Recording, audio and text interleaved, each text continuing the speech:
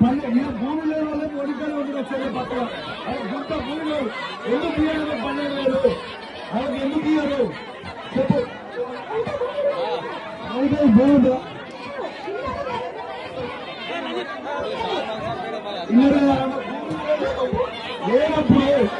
లేనప్పుడు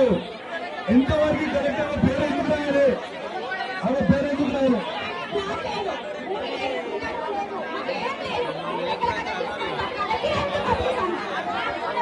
పేరేందక్క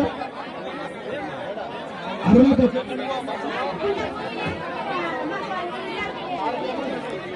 పేరేందక్క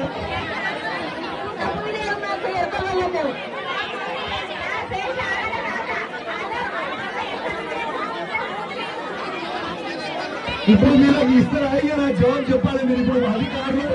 ప్రభుత్వం తరఫు నుంచి మీరు జవాబు చెప్పిపోయారు మీరు మాకు ఇస్తారా అయ్యారా ఇప్పుడు వాళ్ళ 12,000 ఎందుకు ఇయ్యారు